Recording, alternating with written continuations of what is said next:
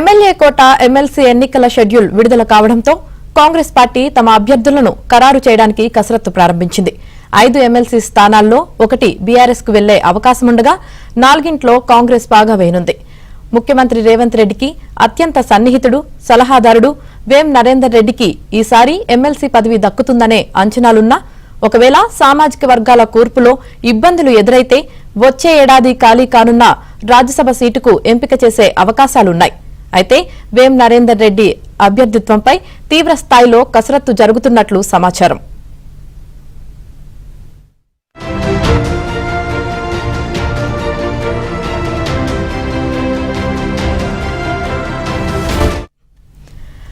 మంత్రివర్గ విస్తరణలోనూ రెడ్లకు ఖచ్చితంగా అభ్యర్థి దక్కే అవకాశాలున్నాయి. దీంతో ఎమ్మెల్సీ ఎన్నికల్లో ఈసారి రెడ్లకు అవకాశం లేదనే అభిప్రాయాలు వ్యక్తమవుతున్నాయి. అయితే ఒకవేళ రెడ్లకు అవకాశముంటే సీఎం సలహాదారు వేం నరేందర్ రెడ్డితో పాటు టీపీసీసీ కార్యనిర్వాహక అధ్యక్షుడు జగ్గారెడ్డి పేరును కూడా పరిశీలిస్తున్నట్లు సమాచారం.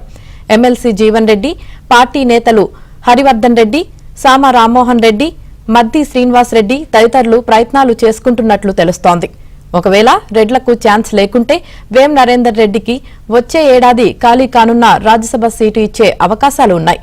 రెడ్లను పరిగణలోకి తీసుకోకుంటే ఆ ఎమ్మెల్సీ స్థానాన్ని అత్యంత వెనుకబడిన కులాలకు కేటాయించే అవకాశాలున్నట్లు పార్టీ వర్గాలు చెబుతున్నాయి.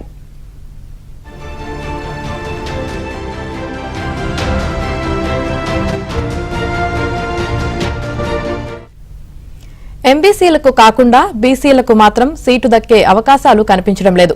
ఇందుకు కారణం టీపీసీసీ చీఫ్ గా బీసీ ఉండటం. మంత్రివర్గ విస్తరణలో ముదిరాజు సామాజిక వర్గానికి అవకాశం దక్కనుండడమే. అయితే యాదవ సామాజిక వర్గం నుంచి ఇప్పటికే డిమాండ్లు ఉన్నాయి.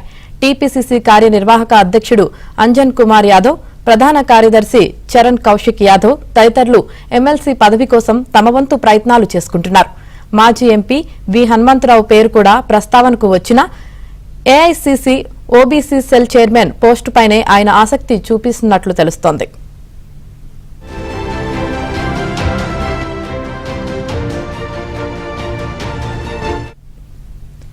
ఈ వారంలోనే ఎమ్మెల్సీ అభ్యర్థుల చిట్టా ఖరారయ్యే అవకాశాలు ఉన్నాయి. ఒక్కో సీటుకు 2 లేదా 3 పేర్లను టీపీసీసీ అధిష్టానానికి పంపనుంది.